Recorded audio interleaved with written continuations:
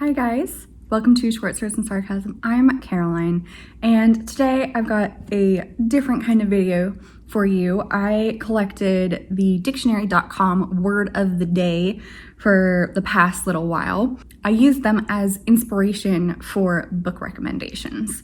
So I've got 7 of them, and I'm going to go through them in alphabetical order by the word of the day. So I'm going to read out the word, read you the definition, and then explain why I think that inspired the book I chose. So the first one is Blvedere, noun, a building or architectural feature of a building designed and situated to look out upon a pleasing scene. So my book for Blvedere is My Cousin Rachel by Daphne du Maurier. And My Cousin Rachel is about a young man who was raised by his uncle and becomes his sole heir when his uncle visits Italy, marries his widow cousin Rachel, and then dies suddenly. After his uncle's death, he becomes the owner of the big house and all the family jewels. Rachel then comes to stay with him, and the main character begins to wonder if she murdered his uncle, all while becoming more obsessed with her.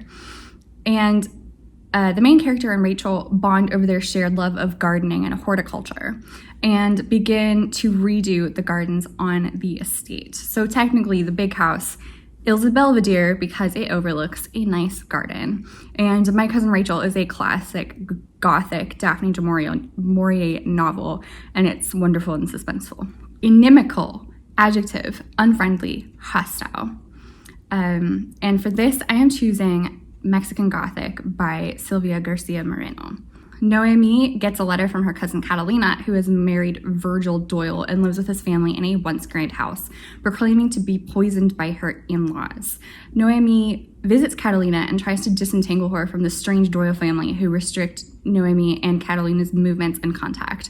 And this entire book has creepy, unsettling vibes.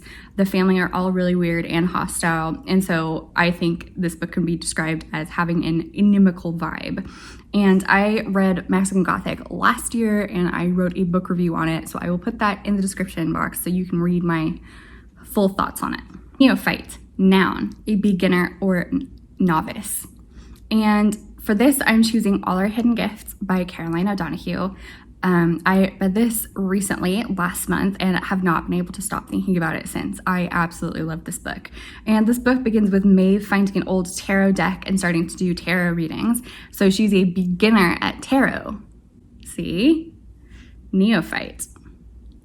Everything is going well until she gives her ex-best friend Lily a reading, and a card Maeve has never seen before, the housekeeper, comes up. And the next day, Lily is missing, and it's up to Maeve, her new friend Fiona, and Lily's brother Ro to find a way to bring Lily back home. Caroline O'Donoghue is a masterful writer. It's also very queer and disabled, and it felt very, very positive, even though the missing child story doesn't feel positive. There's a lot of positive things in this story.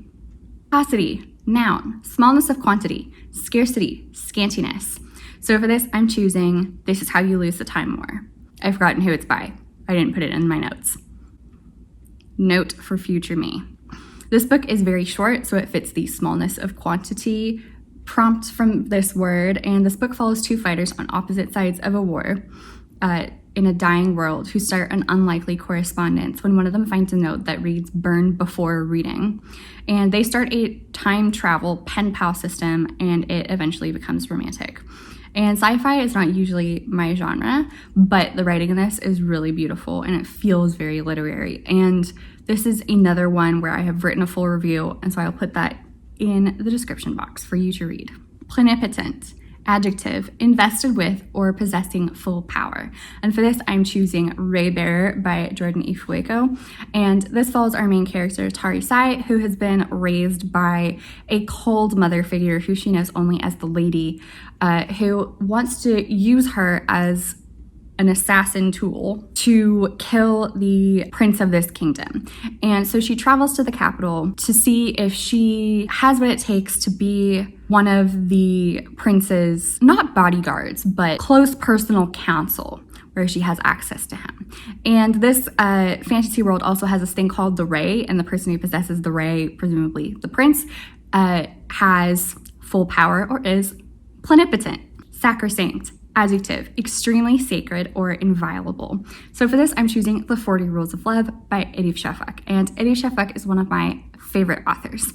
And this book is about, it is mostly about the friendship between the poet Rumi, who lived in the 1200s, and Shams of Tabriz, who was a wandering dervish. And a lot of this book and their friendship and their discussions are about faith and what they consider to be sacred. And I think they both view their friendship to be sacred as well. And the other part of this book is about I think she's American, a housewife in her mid-40s. She has kids that are growing up, and she feels that her marriage and her life are a little bit empty. And so she is attempting to find self-fulfillment. And so that's the other half of this. It's a great book, and I really think you should read it and enjoy it. And lastly, shavu, noun, a boisterous party or celebration. And for this, I'm choosing The Diviners by Blvedere. And this is a book that springs to mind immediately that has a boisterous party or celebration is The Great Gatsby, but that's a really obvious choice, and most people have already read it, so I'm not going to recommend that. Instead, I'm recommending The Diviners by Blvedere, which is also set in 1920s New York. Evie can touch other people's possessions and find out things about them. She moves from Ohio to live with her uncle in New York, where she meets people like her. Between all the partying, because she is a party girl, a serial killer strikes, and Evie and her new friends need to solve the crimes. So this is a layered story. This is the first in a series, and I've read them all. I love them all, and I would really recommend these. It's really fun, and also a lot of food for thought is in it, because it talks about American history as it was in the 1920s, and you can see the through line of a lot of politics that were going on then, especially around immigration, and how it has trickled down to now. So these are the 7 books that I would recommend based on dictionary.com's word of the day.